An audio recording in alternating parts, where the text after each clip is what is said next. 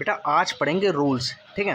देखो होता क्या है, बेटा, देखो अब इससे आगे होगा क्या, हमें क्या करना पड़ेगा, हमें मिरर दिया जाएगा और पूछा जाएगा कि भैया इस पॉइंट पर अगर हम ऑब्जेक्ट रखते हैं तो कहाँ पर इमेज बनेगी, वो कितनी बड़ी बनेगी, सीधी बनेगी, उल्टी बनेगी, ये सारी चीज़ें हमें बतानी हुआ करेंगी, ठीक है।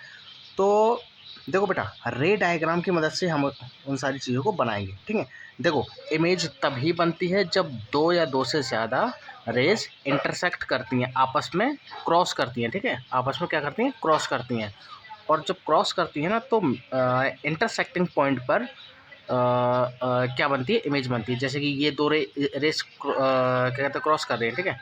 तो इनका कॉमन पॉइंट क्या है, ये, तो यहाँ पर इमेज बनेगी, ठीक है। तो रे डायग्राम समझने से पहले हमें कुछ रूल्स पढ़ने पड़ते हैं बेटा स्फेरिकल मिरर के लिए, ठीक है। तो उन रूल्स को हम पहले समझते हैं, ठीक है। चलिए,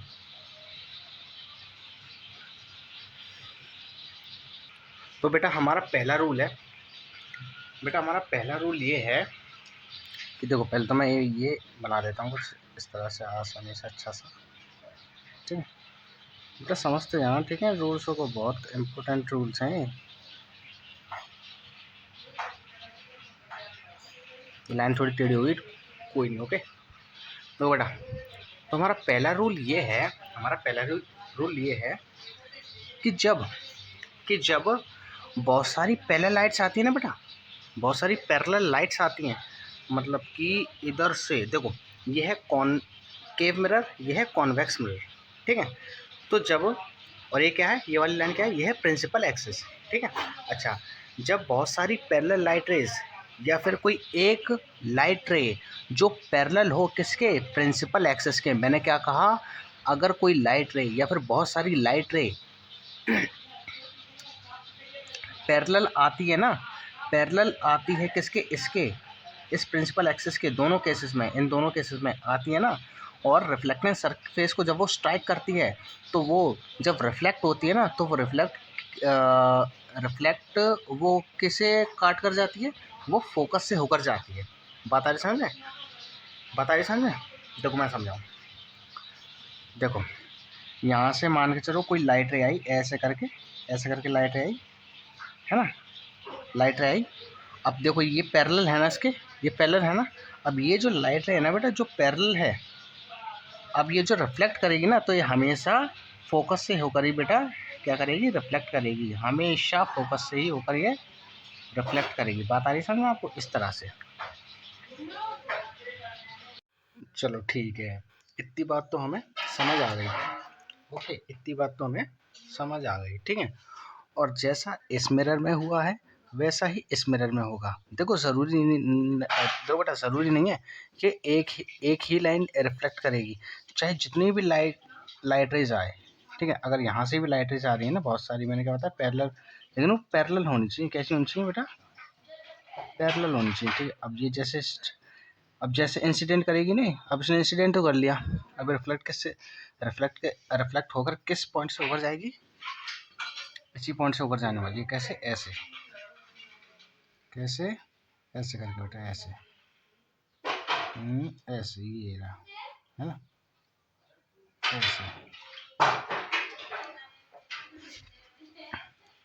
आ रही बेटा बात समझ में, इस तरह से अच्छे से बना देता हूँ, थोड़ी सी वैसी होगी, ठीक है। ये तो हमारी इमेज कहाँ पे बनेगी, हमारी इमेज बन जाएगी बेटा यहाँ पर, ठीक है। अभी इमेजेस की बातें भी अभी हम करेंगे, ठीक है। तो जब भी ये पहला केस आपको समझ में आया, पहला केस हमसे कहता है कि जब भी पैरेलल लाइट रेज आती हैं, और जब वो रिफ्लेक्टिंग सरफेस को स्ट्राइक करती हैं तो वो कहाँ से होकर कन्वर्जिंग होती है, उनकी फोकस से होकर। बात आ गई सर, ठीक है। ऐसा ही इसमें होगा, इसमें कैसा होगा, इसमें पैरेलल लाइट रेज आई, एक लाइट बेटा ये आई, और एक और मान लेता हूँ, एक ये आई, ठीक है। अब देखो बेटा, ये दोनों लाइंस हैं तो प्रिंसिपल एक्सिस के पैरेलल ही ना। अच्छा, अब क्योंकि ये क्या करता है, ये मिरर क्या करता है, ये डाइवर्ज कर देता है। देखो ये वाला मिरर क्या करता था, सारी रेस को इकट्ठा आगे की तरफ कन्वर्ज कर देता है। ये क्या करता है, पैरेलल रेस आती हैं उन्हें बिखरा देता है। तो ये बिखराएगा कैसे, ऐसे बिखराएगा, ऐसे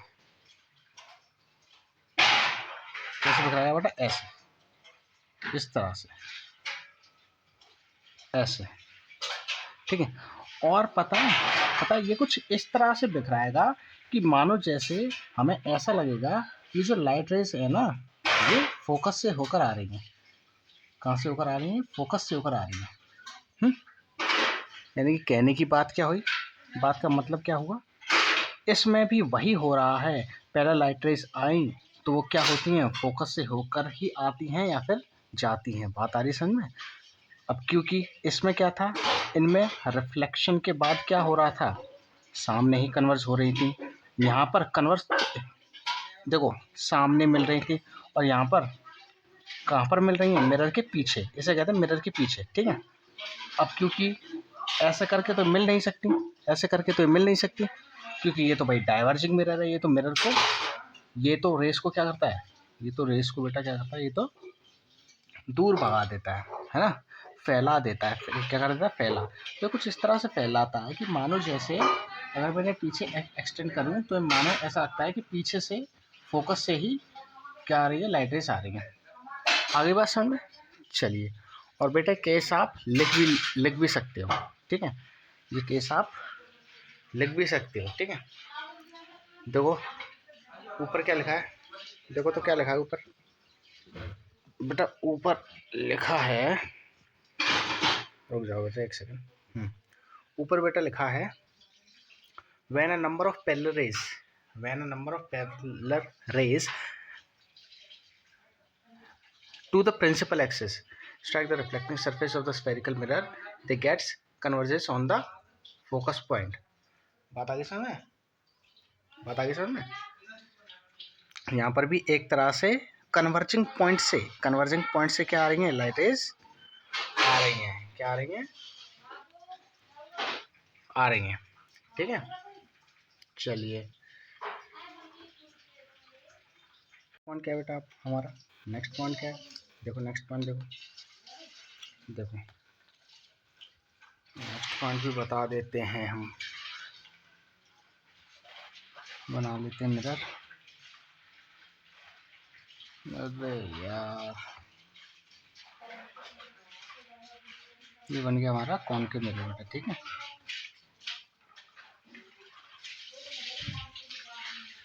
और ये कॉन्वेक्स, ठीक है। चलिए देखो बेटा, देखो इस पहले वाले केस में क्या था बेटा, पहले वाले केस में क्या था, देखो इस पहले वाले केस में क्या था, पहले वाले केस में ये था कि जब लाइट रेस पैरेलल होती हैं, दोनों ही केसेस में जब लाइट रेस पैरेलल होती हैं तो रिफ्लेक्शन के बाद वो कहाँ से पास करती हैं, फोकस पॉइंट से पास करती हैं, ठीक है। ये तो रही बात। अब ये जो दूसरा वाला केस है ना, जस्ट इसका उल्टा है। देखो इसमें क्या था, जब लाइट पैरेलल होंगी तो फोकस से पास करेंगी रिफ्लेक्शन के बाद, ठीक है। और इसमें क्या है बेटा, इसमें ये है कि जब लाइट फोकस से पास करेगी ना, मतलब कि फोकस से होकर इंसिडेंट करेगी ना, तब वो पैरेलल होकर जाएगी, रिफ्लेक्शन के बाद पैरेलल होकर वापस जाएगी किसके, प्रिंसिपल एक्सिस के। बात आई समझ में, बात आई समझ में बेटा। जैसे let me write down here, अरे यार क्या हो गया ये आज के पेनों में। जैसे ये हो गया पोल, ये फोकस हो गया, ये सी हो गया, ऐसे ये पोल, ये फोकस एंड ये सी। अच्छा, अब मैं क्या करने वाला हूँ, अब मैं फोकस से होकर लाइट को क्या करने वाला हूँ, स्ट्राइक करने वाला हूँ, ठीक है। तो कैसे करूँगा, मान चलो अगर लाइट ऐसे आती है, ऐसे करके, ये ऐसे करके, ऐसे आती है बेटा कोई लाइट, ठीक है। तो जब कोई लाइट रे फोकस से होकर जाती है तो वो रिफ्लेक्ट करने के बाद कैसी हो जाती है, प्रिंसिपल एक्सिस के ऐसे करके पैरेलल हो जाती है बेटा, ठीक, प्रिंसिपल एक्सिस की पैरेलल हो जाती है, ठीक है। ऐसा ही इसमें होगा। देखो उस ऊपर वाले केस में क्या हो रहा था, ऊपर वाले केस में क्या हो रहा था, ऊपर वाले केस में हो रहा था, देखो अगर लाइट पैरेलल आई तो रिफ्लेक्शन के बाद किससे पास करेगी, फोकस से। इसमें उल्टा है, इसमें पहले से ही फोकस से क्या कर रही है, पास कर रही है, और रिफ्लेक्शन के बाद पैरेलल हो रही है किसके, प्रिंसिपल एक्सिस के, ठीक है। अच्छा ऐसे इसमें, इसमें भी मैं ऐसे करूँगा। कैसे करने वाला हूँ, मैं इस लाइन को कुछ ऐसे डालूंगा, मेरी बात आ रही समझ, मैं इस लाइन को ऐसे डालूंगा कि मानो जैसे ये यहीं से जारी हो, कुछ ऐसे, देखो कुछ ऐसे, कुछ ऐसे, हाँ, एंड से, ठीक है। मैं कुछ ऐसे डालूंगा जैसे मान के चलो कि ये लाइटें कहाँ से आ रही होगी, मतलब यहाँ से। ऐसे मैंने स्लाइड को डाला कि मानो जैसे ये फोकस से होकर गुजर रही है, ठीक है, कुछ ऐसे, है ना, है ना। अब देखो मैंने कुछ ऐसे डाला कि मानो जैसे ये फोकस से होकर जा रही है, और जब भी फोकस से होकर लाइटें जाती है तो वो कैसी हो जाती है बेटा, वो कैसी हो जाती है, रिफ्लेक्शन जब उसका होता है तो रिफ्लेक्शन किसके पैरेलल होता है, प्रिंसिपल एक्सिस के पैरेलल। तो ये लाइटें कैसे चली आएगी, ऐसे चली आएगी, ऐसे, ओके। बात आ गई सर, दोनों केसेस आपको समझ में आ गए, ओके, दोनों ही केसेस, ठीक है।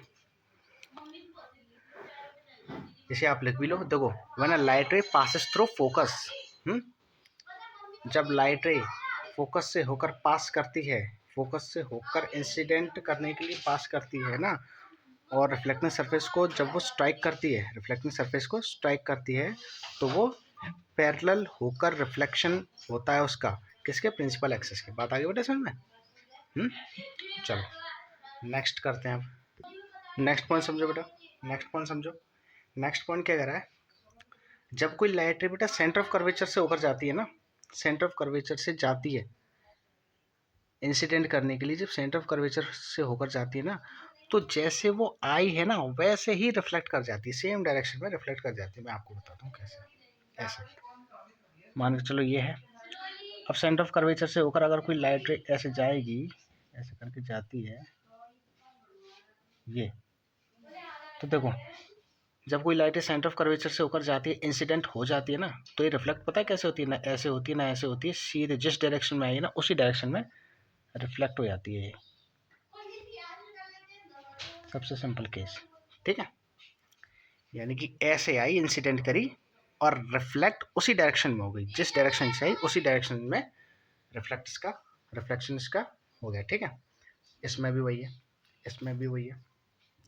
मैं इस लाइन को कैसे डालने वाला हूँ, मानो जैसे कि ये लाइट रे यहीं से वो करने वाली हो, है ना, कुछ ऐसे। मैंने इस लाइन को कुछ ऐसे डाला कि मानो जैसे ये इस सेंटर ऑफ कर्वेचर से होकर पास हो रही है, ओके। तो ये कैसे रिफ्लेक्ट कर जाएगी, सेम डायरेक्शन में, इस तरह से। बता रही बेटा, बता रही सर में, वेरी सिंपल केस, ठीक है। ऊपर देख लो, when a light ray passes, when a light ray passes through center of curvature, then these get reflected in the same direction through the center of curvature। बात आई समझ में। चलिए last देख लेते हैं बेटा, हमारा लास्ट केस है। हमारा लास्ट केस ये है कि जब कोई लाइट रे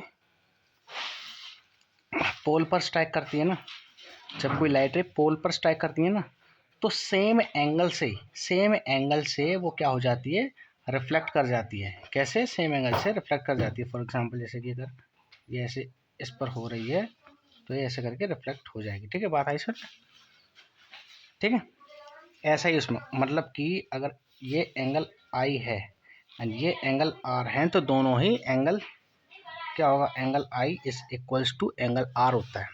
ऐसा ही इसमें अगर पोल पर रिफ्लेक्ट करेगी तो सीधा इसी तरह से चली जाएगी। ये बहुत सिंपल रूल होता है बेटा, बहुत सिंपल क्या होता है, रूल होता है। Angle I is equals to angle R, मतलब कि ये इस केस में क्या होता है, लॉज ऑफ रिफ्लेक्शन जो है फॉलो होते हैं, ठीक है। इस केस में क्या होता है, लॉज ऑफ रिफ्लेक्शन फॉलो होते हैं। एक बात बताऊं, ये वाला जो केस है